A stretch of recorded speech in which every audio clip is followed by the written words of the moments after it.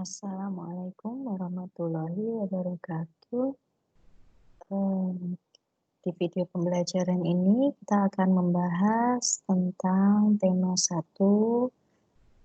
subtema ketiga pembelajaran kedua, yaitu tentang lingkungan dan manfaatnya. Seperti yang sudah disampaikan kemarin, yang akan kita pelajari yaitu dasar dari buku paket tema 1 halaman 132 sampai 141.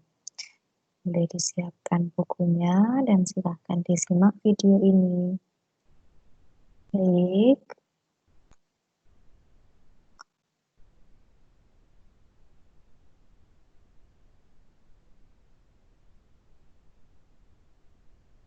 Untuk di halaman 132 silakan dibuka. Nah, kemarin kita sudah mempelajari tentang bagaimana sebuah gerabah itu dibuat. Nah, tangan-tangan dan kaki para pengrajin gerabah begitu cekatan dan terampil membentuk tanah liat menjadi gerabah-gerabah yang bernilai seni tinggi. Dari situ dapat kamu lihat betapa rangka dan otot, khususnya pada tangan dan kaki, mampu berfungsi dengan baik. Apa yang akan terjadi jika salah satu organ gerak tersebut tidak dapat berfungsi sebagaimana mestinya? Nah, seperti yang kemarin, pembuatan gerabah itu membutuhkan kerja gerak organ gerak tangan ya, jari-jari dan juga organ gerak bagian atas. Nah, ini kemudian yang terjadi apabila seseorang itu mengalami gangguan pada organ geraknya, seperti gambar di samping ini, kondisi seperti ini merupakan kondisi yang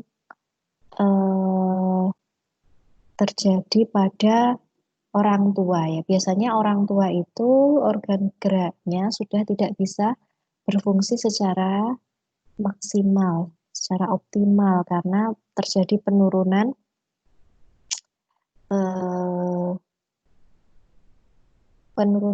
volume tulang. Nah, untuk itu mari kita amati macam-macam kelainan pada organ gerak pasif, yaitu tulang. Seperti yang kemarin disampaikan, organ gerak terbagi menjadi dua, yaitu aktif dan pasif. Untuk organ gerak pasif ini yaitu tulang, dan organ gerak aktifnya itu otot ya kemarin. Nah, ini organ gerak pasif ini bisa mengalami kelainan. Yang pertama adalah fraktura. Fraktura disebut juga dengan patah tulang. Dibedakan menjadi dua, yaitu tertutup dan terbuka. Nah, yang tertutup itu berarti di dalam jaringan kulit, tidak mencuat keluar, yaitu tertutup. Dan fraktura yang terbuka ini merobek jaringan otot sampai kulit, jadi bisa keluar seperti itu ya.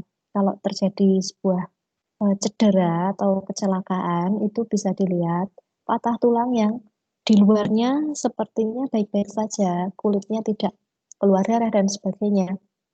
Itu namanya, tapi terjadi apa? Patah tulang itu namanya fraktura tertutup. Tapi kalau keluar, patahannya itu terlihat keluar atau menimbulkan darah, merobek jaringan otot dan kulit, itu fraktura terbuka ya. Selanjutnya yang kedua adalah osteoporosis. Apa itu osteoporosis? Nah, osteoporosis merupakan kelainan tulang yang disebabkan oleh pengeroposan tulang. Hal ini terjadi karena tubuh sudah tidak mampu lagi menyerap dan menggunakan kalsium secara optimal. Nah, ini gambar dari pengeroposan tulang ya. Ini kepadatan tulang yang masih padat. Untuk yang warna coklat ini. Nah, untuk yang sebelah kanan ini, kepadatan tulang itu semakin menurun. Jadi tulangnya sudah tidak padat atau tulangnya itu berongga-rongga. sehingga tidak kuat lagi. Jadi ini biasanya terjadi pada manula ya. Makanya untuk manula itu disarankan untuk mengonsumsi susu mengandung kalsium tinggi dan juga olahraga 10.000 langkah per hari. Itu salah satu cara untuk tetap menjaga kepadatan tulang. Ketiga yaitu fisura ya, sama hampir namanya dengan fraktura. Kalau fraktura itu patah, kalau fisura itu retak. Jadi tidak patah, hanya retak saja ya. Bisa dibedakan antara patah dan retak. Retak itu tidak, tulang ini tidak meninggalkan tempat semula ya. Kalau patah itu terbagi dua. Ini retak itu lebih sedikit ringan daripada patah, yaitu menimbulkan keretakan pada tulang, biasanya akibat cedera atau kecelakaan ya. Nah, ini yang biasanya anak-anak itu agak sering tertukar-tukar. Lordosis, skoliosis, dan kifosis. Nah, ini sama pembengkokan pada tulang, hanya saja arahnya yang membedakan. Untuk lordosis, ya ini semuanya terjadi pada tulang belakang, ulo-ulo ya anak-anak. Lordosis itu kelainan bisa terjadi karena sikap duduk, sikap berdiri, kebiasaan. Nah, itu yang menyebabkan posisi tulang ini membengkong ke depan. Jadi terlalu degek itu loh. Nah, biasanya kalau lihat itu daerah bawah panggul ke bawah ini agak jedit ke belakang. Nah, itu bisa saja terjadi sebuah kelainan tulang lordosis ya, karena sikap duduk ataupun biasanya kebiasaan. Nah, itu adalah lordosis. Untuk skoliosis ini berbeda sendiri ya, karena kalau skoliosis itu membengkoknya ke samping ya, ke samping, tidak lurus. Jadi kayak tulangnya itu kayak ular ya, kayak ular. Dilihat dari belakang itu seperti ular. Ini namanya skoliosis karena sikap duduk atau cara menulis kebiasaan. Nah, ini menyebabkan tulang belakang itu bengkok membentuk huruf S. Kemudian kifosis. Nah, lordosis tadi tulangnya membengkok ke depan ya. Bengkokannya itu mengarah ke depan, badannya itu ke belakang. Sekarang kifosis. Kifosis, tulangnya itu membengkoknya ke belakang, badannya jadi bungkuk ya. Kelainan tulang ini disebabkan biasanya kebiasaan juga anak-anak. Sering bungkuk-bungkuk, menulisnya juga tidak tegap badannya, posisi duduk, posisi membaca, dan lain sebagainya. Nah, ini bisa terjadi karena kebiasaan. Nah, ini ada beberapa ya. Tadi apa saja anak-anak? Fraktura, ada osteoporosis, fisura, lordosis, skoliosis, dan kifosis. Nah, itu kalian harus paham apa bedanya dan juga diingat-ingat. Nah, sekarang coba kamu amati, ya ini gambar ya. Ini kegiatan membuat kerajinan dari tanah liat, tapi kita tidak perlu mempraktekkan. Nah, ini anak-anak, ini lordosis itu gini loh.